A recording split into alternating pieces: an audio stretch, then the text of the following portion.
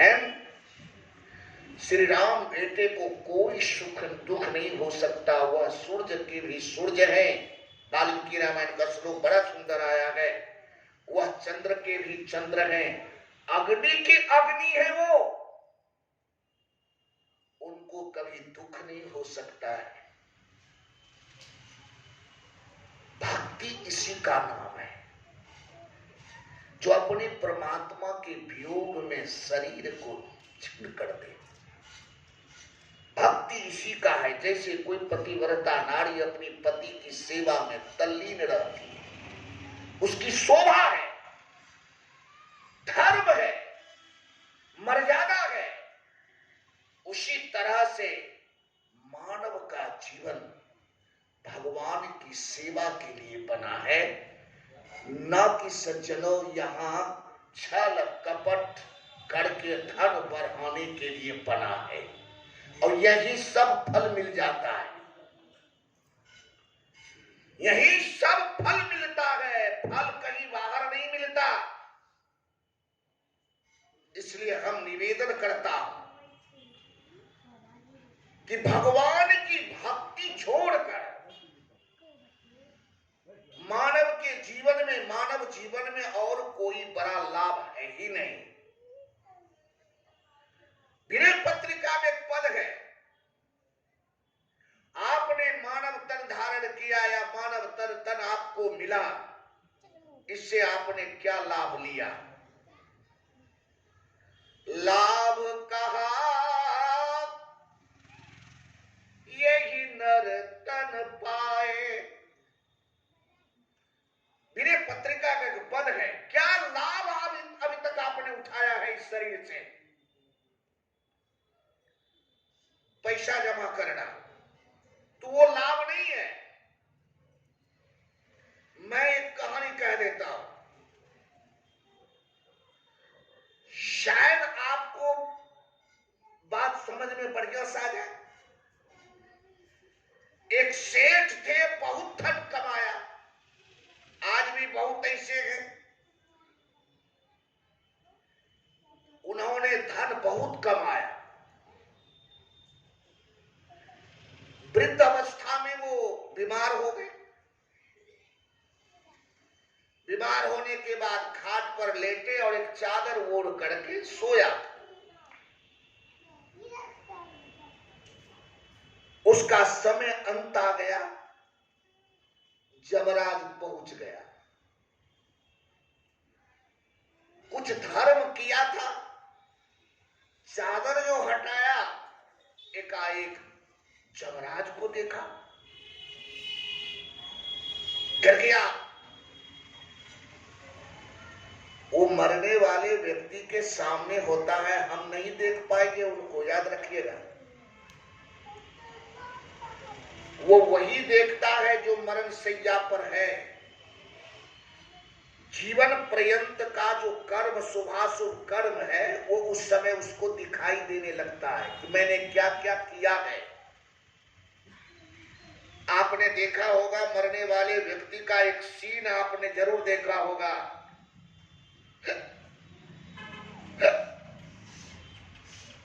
तो समाज के लोग, परिवार के लोग कहते हैं दादा हिचकी पर आ गया है। अरे हिचकी नहीं है,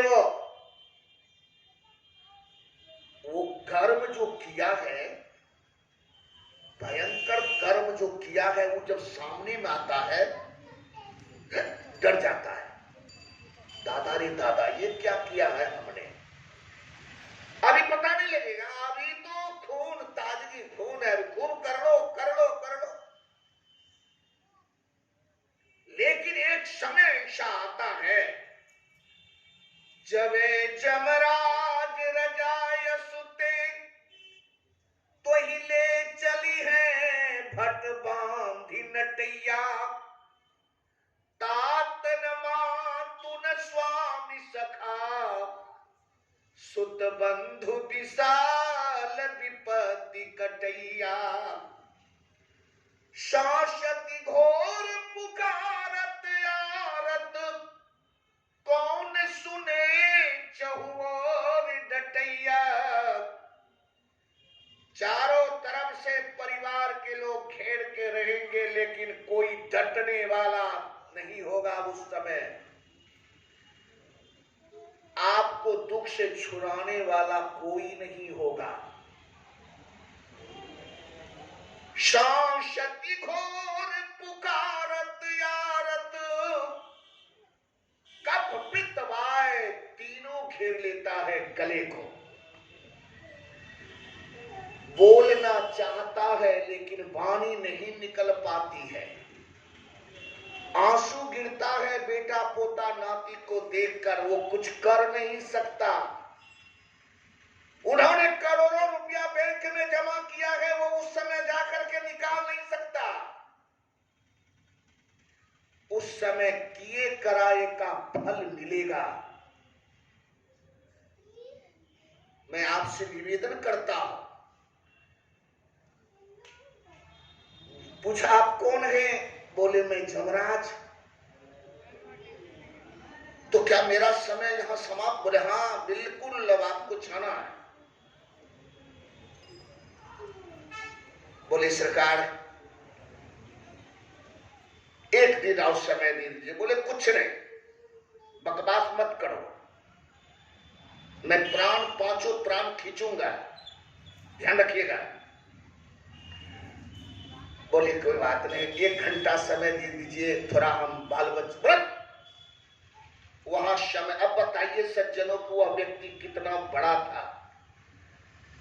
अब उसके लिए 1 घंटा कितना हुआ। उन्होंने कहा कि हमारी सारी संपत्ति ले लीजिए, लेकिन थोड़ा समय मुझे। नहीं नहीं नहीं, हम संपत्ति की क्या, हमको संपत्ति से क्या लेना देना। संपत्ति तो मृतलोक के लिए है, मेरे लिए संपत्ति कुछ मायना नहीं है। बोले कुछ समय तो दीजिए। बोले कितना? बोले थोड़ा लिखने भर। बोले हाँ ये दे सकता। उन्होंने कागज मंगवाया, लिखा, उसी जगह था कि देखो भाई, हम 1 घंटे समय के लिए सारी संपत्ति अपना जमराज को दे रहा था, उन्होंने स्वीकार नहीं किया, और 1 घंटे का समय मुझे नहीं मिला। बहुत पैसे वाले आप हो ना, तो कल का जो समय बीता है उसको खरीद के आप दे दीजिए हमको, तो मैं आपको बहुत बड़ा आदमी समझ जाऊंगा।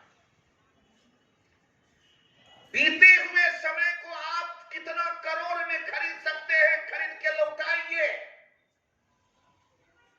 तब समझे हम आपको बड़ा। खाली वो कहने में बड़ा।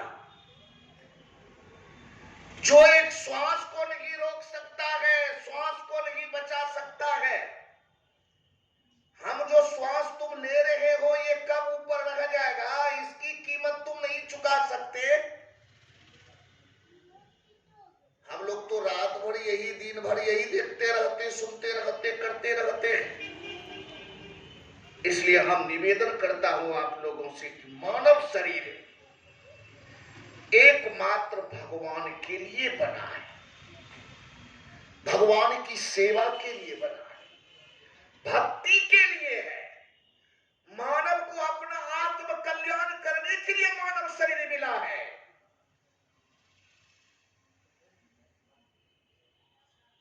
और दूसरे का कुछ ले लेना, मान लिया जाए, आपसे एक बात कहूं, हम बार बार उदाहरण देते हैं कि एक कौवा को 5 रोटी दे दीजिए, कौवा लोल में उठाएगा, चोंच में आपके खपड़ा के ऊपर में जाके घुसा के रख देगा ताकि कोई दूसरा ना खाए, और जब भूख लगता है उसे निकाल निकाल करके वो खाता है। ये तो जानवर भी समझता है, या घुसियाना, या करना, या लेना, वह चढ़ना, ये तो जानवर में भी है। क्या हम जानवर हैं? मानव शरीर बहुत कीमती है, चाहे वो किसी का शरीर हो। मानव शरीर वो बहुत कीमती है, लेकिन किनका? जो भगवान की सेवा में जिनका शरीर है वो कीमती है, वही भाग्यशाली है। जो भगवान से दूर है, भगवान शिव से पूछिए उनके बारे में वो क्या कहते हैं। सुनहु मां ते लोग या भागी, हरित जी होय विषय अनुरागी। हे उमा, जो मानव भगवान को छोड़ करके विषय वासना के चक्कर में रात दिन पड़ा रहता है, उससे बढ़कर के अभागा इस पृथ्वी पर दूसरा कोई पैदे नहीं लिया। सुनहु मां जेहि लोग अभागी, हरि तजी होय। हरि को छोड़कर, जिसके लिए 9 महीना मां के पेट में उल्टा लटका, नरक में लटक के 9 महीना रहा और कहा प्रभु निकालिए बाहर, मैं आपका भजन करूंगा। और जैसे निकला वो भजन क्या करेगा, खाक। इसलिए सज्जनों, हम ज्यादा में बस इतना ही कहूंगा कि दुर्लभो मानुषम देही देही नाम क्षण भंगुरहा। मनुष्य शरीर बड़ा दुर्लभ से मिलता है, बहुत कठिन से मिला है, मौका है।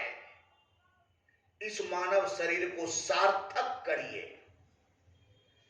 हमारा यही कहना रहता है।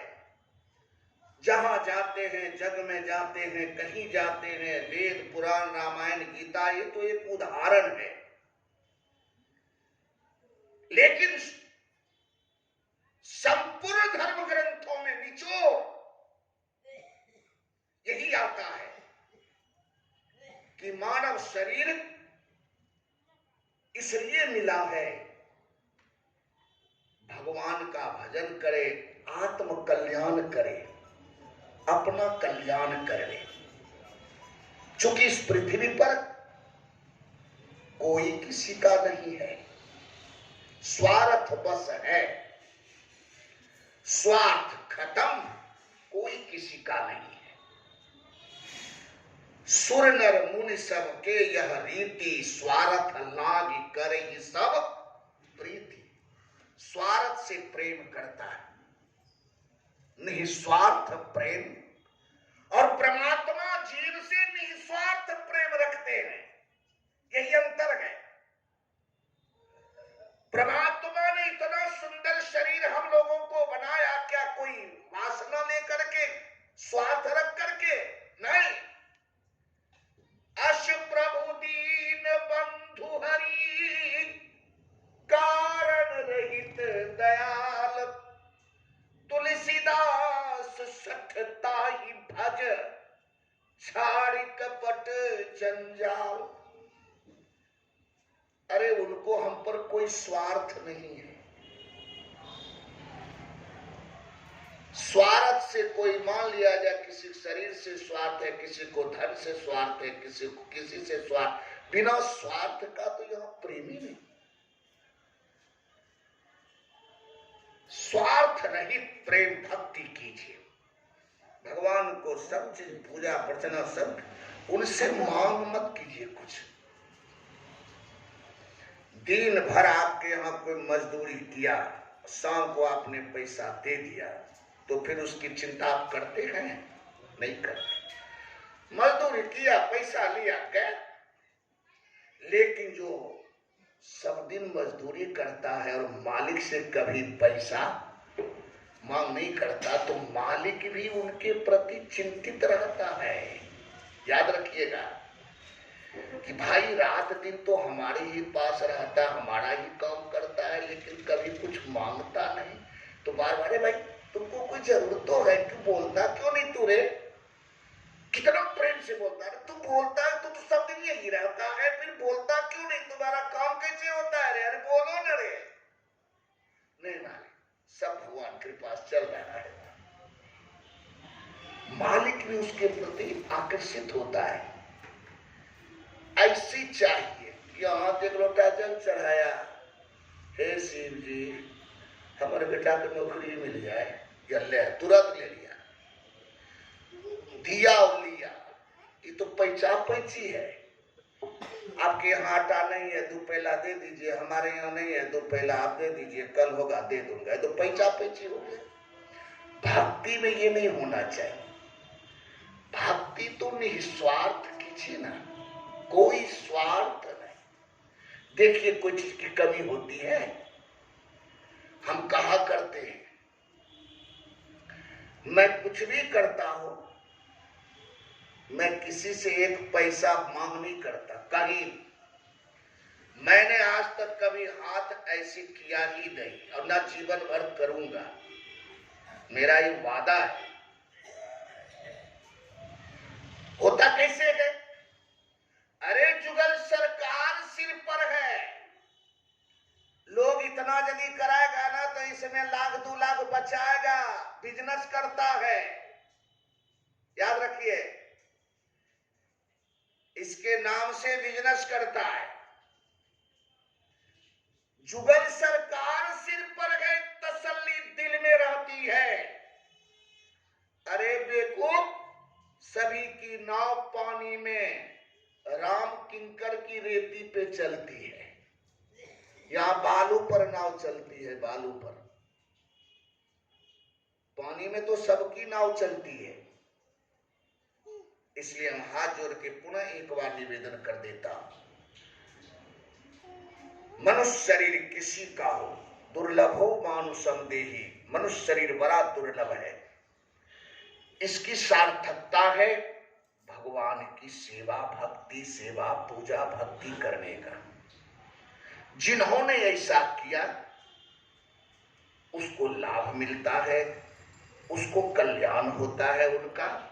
और जो इस बाजार में बह गया, दह गया, भूल गया है कि भगवान भी कोई चीज है, बह गया है, तो फिर वो 84 का थपक्का खाते रहे, 84 में जाते रहे। बस यही गीता उपनिषद रामायण का सार तत्व है।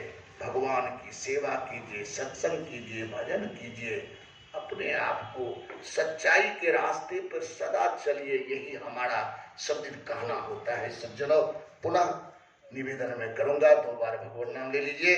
बोलिए श्री